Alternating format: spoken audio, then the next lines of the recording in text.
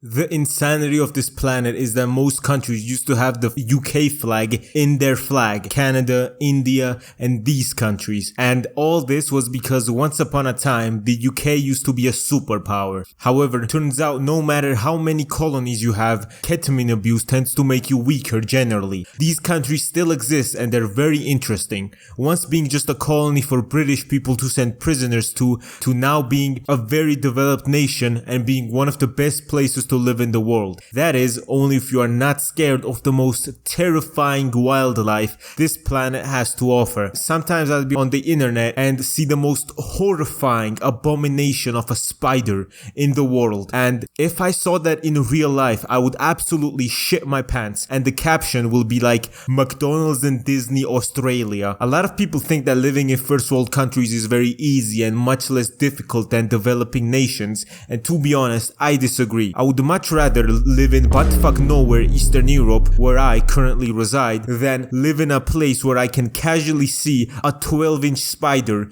on the corner of my room. I'm simply not built for that environment. Australian people are way stronger than me for not crying every time they step outside and see their neighborhood kangaroo running towards them at 70 kilometers an hour. But to be honest, why would an average Australian care about kangaroos when they're this experienced in dealing with them? You see, people adapt to their environment, and Australians have adapted to their environments of nuclear wildlife and insane heat by just punching kangaroos and drinking. In 1770, a guy named James Cook sailed around the east coast of Australia and claimed the east coast for Britain, naming it New South Wales. But the British were only colonizing countries that had something to offer. India had to offer basically everything in the world that the British could want, so what could this desolate fucking desert wasteland have to offer the British Empire? Absolutely nothing. Cook wrote in his journal that Australia did not produce anything that could attract European trade or settlement. However, the British authorities were looking for new lands to expand their empire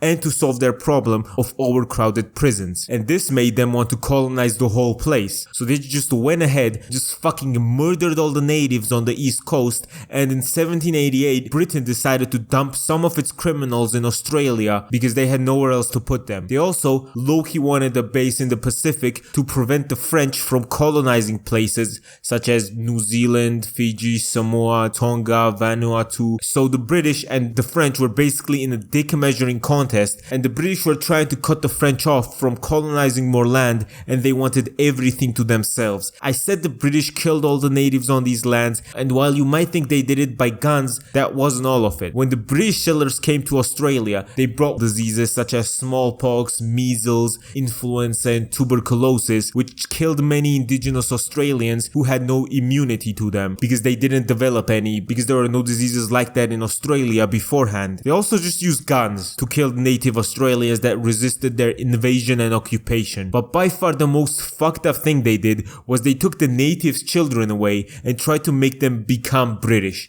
Worst fate imaginable. They tried to make them become British by removing them from their families and communities and placing them in institutions or foster homes where they were forced to abandon their languages, cultures, and identities and replace all of that with British culture, language, and identity. This was called Australian Stolen Generations. You can look it up. And it's not one of those things where it happened like 700 years ago. This was the case from the late 1800s to the 1970s. These prisoners, aka First Australians, were fucked. First of all, they had to survive the 8-month-long voyage across the sea from the UK to Australia, and then they were dropped into fucking Australia with shit weather, barely any resources, fucking kangaroos running at them to beat their asses, and indigenous Australians also wanting to beat their asses. The authorities that beat their asses, and disease and malnutrition, all because they stole something worth more than 1 shilling, which was a day's work of money back then. That's like if you stole some caviar and they just sent your ass to Madagascar on a ship to work. Just as the British used to travel from world to world, exploring everything that country had to offer, you can explore everything a country's internet has to offer with with today's sponsor, Atlas VPN. The schizophrenics on Twitter would like to argue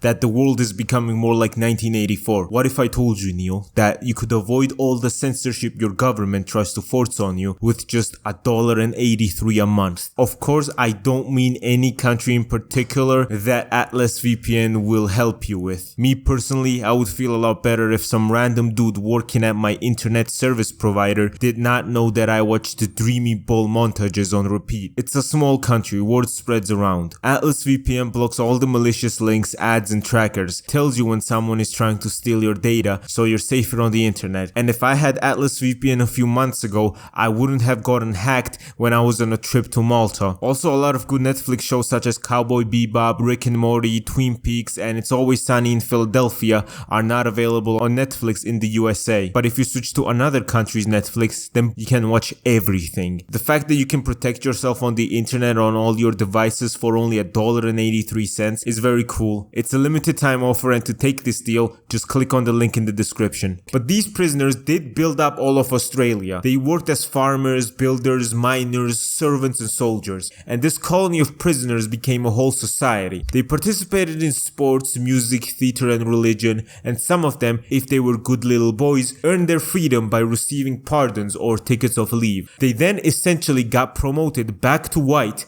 and became just like the British, so they could own land, start businesses or go into politics, law and art. A bit later in 1901, the Australian Federation was created and is known as the Australia we know today. The good thing about discovering a whole new continent is that there's a whole new continent full of things you can sell and prove your economic dominance and become an even bigger superpower than you already are. And each one of the major cities established in Australia had a very good reason for being there. Most of what the British wanted Australia for is to 1. Flex on French people and 2. Their resources. Most of the Australian cities shared resources such as wool, wheat and timber, which the British could make the prisoners gather and sell them back in Britain or to other countries. Wool was the main export of Australia from the 1820s until all the way withstanding 2 world wars until the 1950s. Wool accounted for about 40% of Australia's exports in the 1860s and remained the dominant export commodity until the 1950s. Another major part was good old gold. Humans love shiny stuff and so do I. Gold was discovered in various parts of Australia and it sparked a series of gold rushes which brought a lot of migrants, investment and infrastructure to the country. All these things caused by the gold rush contributed to developing Australia into a bigger economy and giving it more of an identity than just a British colony. And yeah, basically here we are now with Australia. Pretty good country if you think 60% of your exports being made out of shipping minerals to China is good, but Australia makes most of its money still by services such as financial, healthcare, technical, but yeah, the shipping statistic is still pretty weird. Australia? Is New Zealand part of Australia? New Zealand is New Zealand. New Zealand, that's where they made Lord of the Rings. I said we just moved there, yo. I mean, you can do your art, right? Like you can paint like the local castles and shit, and I can be a bush pilot. Yeah, New Zealand, I can get behind that. New Zealand is another one of those countries with a funny flag in their flag, but I think they're some of the weirdest of the bunch, and their colonization is very weird and funny too, especially because a lot of the times you hear something weird like, in New Zealand, cigarettes will never be sold to anyone born after 2008 in their lifetime, and then you go, of course, it's from New Zealand. They actually did ban cigarettes like that, which I think is pretty cool. Huge loss for the Mac DeMarco community in New Zealand though, but you win some with banning cigarettes. So usually within colonization stories you hear, oh yeah, so the British came and the natives had spears and the British had guns, so they just fucking shot the shit out of native people living there and enslaved them. Because when the Europeans came on the ships and seen those African asses bouncing and titties jiggling like National Geographic, tall statures, thick thighs, they was blown away. Never seen bodies like that until they landed in Africa. Never seen big ass juicy slave titties with a nice big ass black brown cheeks bouncing as they run across the golden field of wheat. Never seen that shit before. Not this time. The first European explorer to try and colonize New Zealand was a Dutch explorer named Abel Tasman, who arrived in 1642. Upon parking his 2 ships at Golden Bay, he encountered Maori warriors, and the Maori warriors went by their canoes to inspect the ships. They started inspecting the ships and performing a ritual with their own version of a trumpet, which was a shell, and tried casting spells at them. The Dutch were like, Man, these people are tripping. what the fuck are they doing? So they got mad and they started shouting at the natives and fired a cannon at them. The Maori, understandably, got very pissed and they rammed one of their ships with their canoes and fucking clubbed 4 Dutch sailors to death. Abel was like, Holy fuck, yeah, I'm out of this place. named the place Murderers Bay in Dutch and quickly sailed away, and he would never return to New Zealand afterwards. But the British would. The same dude who was responsible for Australia's colonization, James Cook, was like, I'm in the area, might as well claim this for Britain while I'm here, and over a century later, after the Dutch guy arrived at Poverty Bay in 1769. His interactions with the Maori tribes were sometimes nice, sometimes they would shoot each other. Overall, great success for everyone. The Maori warriors didn't get completely slaughtered and they traded a lot with the British. However, some tribes did not like the British on their island and tried to fight them, and usually they were likely to take out one single Anglo while having 9 of their own tribe members die. And taking out a single Anglo in the modern day is not a hard task at all. Just offer them laced ketamine and you could kill off like 70% of England's population. They had a few reasons for going harder on New Zealand's colonization. Number 1, of course, was the classic British reason of flexing on the French. Most of British colonization was just so the other European powers would not colonize it first. God damn it, if they let the French get their hands on some more land. They would lose their marbles. And number 2, the trade. New Zealand had an extremely high quality timber which the British desired very much, so they used New Zealand as a source of raw materials such as timber, flax or gold, and as a market for their manufactured goods. They mostly just traded with the Maori and exploited the natural resources. They also encouraged the migration of settlers from Britain and other countries who outnumbered the Maori by 1858, and then the country was gradually gaining more autonomy from Britain and then finally became an independent nation in 1947. And to be honest, after this, all the hype for New Zealand had died off until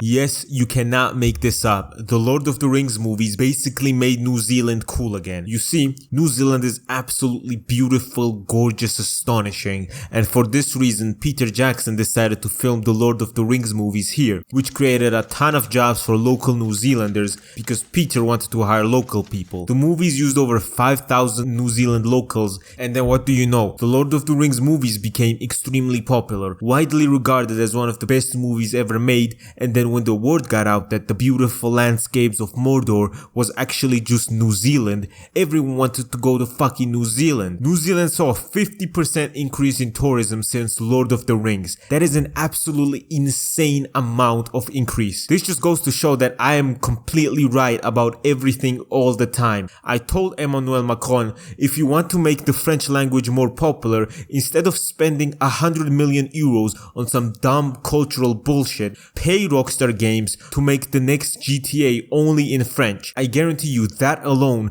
will make more people learn French and make more French speakers than all the French colonies and the culture spending ever did. This literally goes to show you that just making your country cool by pop culture is way better than spending millions of dollars promoting tourism when you can just, hey, you like Trainspotting? It was actually filmed in Scotland. Oh, Scotland. Now that you mention it, Edinburgh does look absolutely gorgeous. I now want to go to Scotland. Tourists came to see the locations of where the movies were filmed, such as Hobbiton, Mount Doom, Rivendell, Doras, and many more. It's actually insane how Peter Jackson, thinking a country looked cool, managed to make a whole fucking nation cool. I keep telling you all, New Zealand is a fruity ass country. Fiji, before the British colonized it, was populated by natives and divided into chiefdoms who just fought with each other and ate each other. And this is a trend here. First Europeans to visit this island were the Dutch Dutch, but all they did was bring their white people STDs and diseases there and some plants. Nothing really impactful. But then the British came. When they arrived, they weren't as nice as the Dutch. They saw these people and were like, I feel like you guys need some Christianity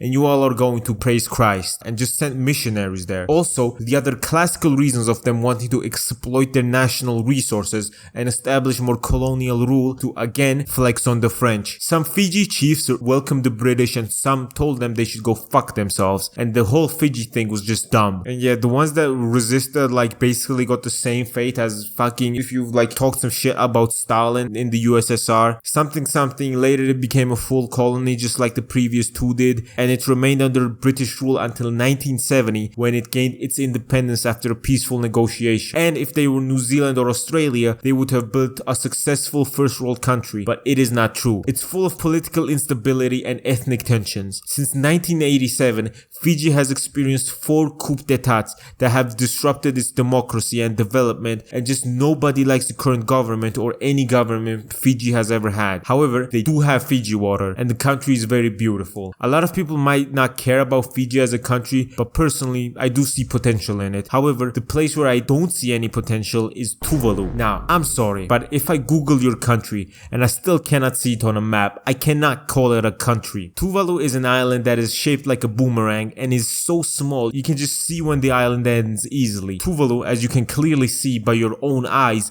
is one of the world's smallest countries by population and land area, being the 8th smallest country in the world by land area and 17th smallest by population. This place is the least visited country in the world, and most people find out about it by a Yes Theory video, and the island is rapidly sinking. This whole place could disappear until the end of the century. This place has no standing army, as you could probably realize, because how would you fit an army on this island? And it relies on big boy New Zealand for its defense, were sharks to invade. Another fun fact is that this place has no ATMs or credit cards. It uses the Australian dollar as its currency, and most of Tuvalu's income is generated by selling their internet domain .tv to television and entertainment companies. It's because, for example, Georgia has a .ge, Canada has .ca, so Tuvalu got .tv, and they were swimming in money because they could just sell it to entertainment companies. But yeah, to be honest, there is not much to talk about this country other than wow, pretty cool. The British mostly used it for coconut oil and was used as a base for allied forces fighting